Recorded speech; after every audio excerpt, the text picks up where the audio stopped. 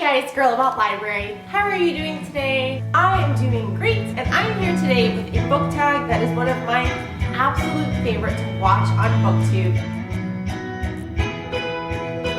And that is the Reading Habits book tag. I don't think that I was tagged by anyone to do this book tag, but it could be wrong. But I'm absolutely going to tag some people below that I think should do this book tag. This is just such a great, getting to know you book tag. And since we're all here because we love reading, I just think it's so interesting to see how different people read. And these questions do such a great job of targeting that. So let's get into it.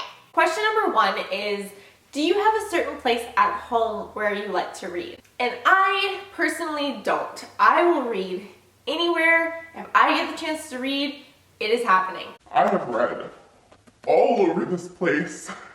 I do have places that I prefer to read at home. I do a lot of reading in bed after my son has gone to sleep, but because I listen to a lot of books on my Kindle, which I'll get into later, I also do a lot of my reading while I am washing dishes or doing laundry or playing with blocks on the floor with my son.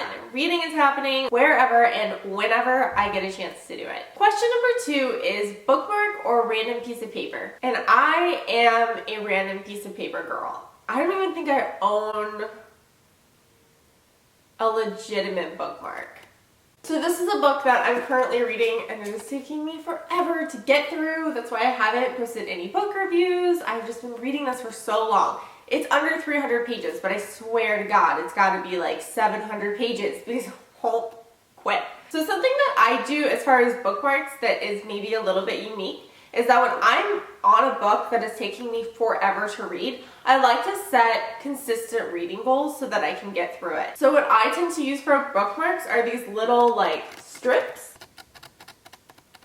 I will put the date that I want to reach that page by, and then usually for a bookmark I will use just a random piece of paper that I was sent or one of these flag type things. Question number 3 is, can you just stop reading or do you have to stop at a certain point in a book? I definitely prefer to stop when a chapter ends. That's my preferred stopping point.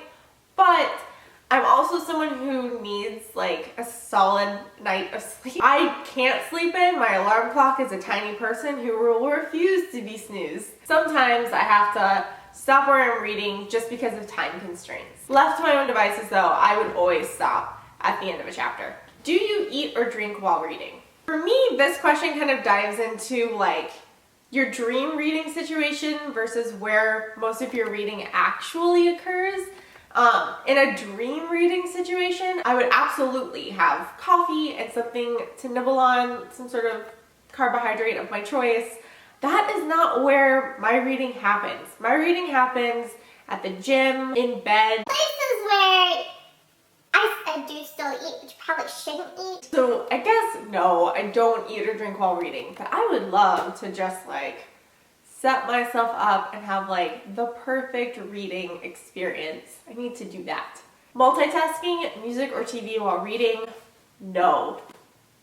Oh, huge pet peeve. I hate when I'm trying to read and there's music or some other sound that is distracting me. I have never been able to do that. I applaud and think it is awesome that there are people out there who can do that, but that has never been me. I can remember even as a kid struggling with that because during the silent sustained reading periods in 3rd or 4th grade, I had a teacher who would always put on elevator music basically while we were trying to read. And the whole time I was I need silence. I just need quiet in order to be able to read. And so that has always been a pet peeve of mine, and I absolutely hate any other sounds when I'm reading. Question number 6, one book at a time or multiple books at once? I like to read more than one book at a time. I think if I'm spending a ton of time reading one book, I get really frustrated because I want to continue on in the story, even if it's a really good book. Part of why I enjoy reading is the diversity of the books that I'm reading, and so when I feel like I've been reading the same book for a really long time, I get frustrated. And I think reading more than one book at a time helps me with that. So usually I'll always have a physical book that I'm reading, and then I'll also have a book that is on my Kindle, either an ebook or one that I'm just listening to, and I switch between the two of those. Reading at home or everywhere? This question is so like, this is me. I read everywhere. The place where I get probably the most reading done is actually at the gym. The gym that I go to has a daycare that I can leave my son at. And so he can be there for about an hour and a half. I always bring my Kindle with me to the gym, and I head straight for the treadmill and listen to a book on my Kindle while I'm working out. I mean, I'm walking on the treadmill, but like, I'm barely breaking a sweat, like, let's be real. One of the things that I love about my Kindle and why I have like zero guilt or shame about using it is that I can switch so easily on my Kindle between reading a book and listening to that book. Most of the files that I get onto my Kindle have the ability to be narrated. So while it isn't technically an audiobook, I'm still listening to it. It's this like mechanical voice that reads the book to me, but it's really not that mechanical. Like, it almost sounds like a person. And I think I've just gotten used to it because I've been listening to books that way for over a year now. And it's my absolute favorite way to get through a book. Like, I can get through a pretty dense book in just a few days if I'm able to get it on my Kindle, because I can listen to it and have it read aloud to me and read it. So in the course of a day, I can go from being at the gym for an hour and a half and reading, listening to it there, to coming home, and then while my son takes a nap, reading and listening to it while I'm doing dishes or laundry or whatever needs to be done around the house. And then when my son goes to bed at night, I can switch to just reading it like you would a regular book. And then by the end of the day, all of that time put together, I've spent about 4 hours reading. Number 8 is reading out loud or silently in your head. Reading aloud is definitely a trick that I use on myself to get through a book that I'm just, like, something about reading out loud will make me continue to push through a book that maybe I'm not crazy about. I'm super self-conscious though about reading out loud, so I don't do it as much. Number 9 is, do you read ahead or skip pages? No, I don't. I don't. Like, the idea of that bothers me. I can't imagine doing that. And I'm sure that there are people who do it. I think I've watched tags where people said that they did, but I can't imagine doing that.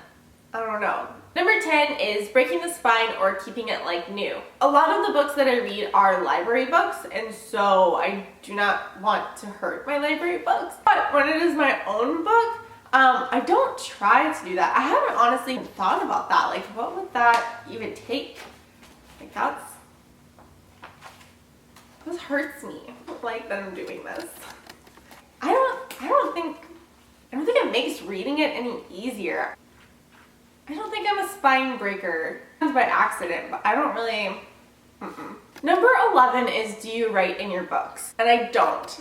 It's a habit that came about mostly from being a girl about the library who is always borrowing books and you can't write in those.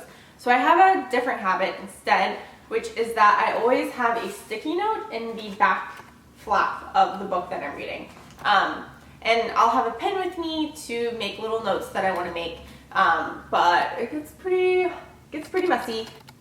I love this method for note-taking. It's especially helpful when I'm doing a 60-second book review, or I'm doing a blog post, or I'm doing my end of the month wrap up. I keep all of the sticky notes, and then I have an easy summary of what I read that month. I also like that I don't have to flip through to try and find what it is I'm looking for.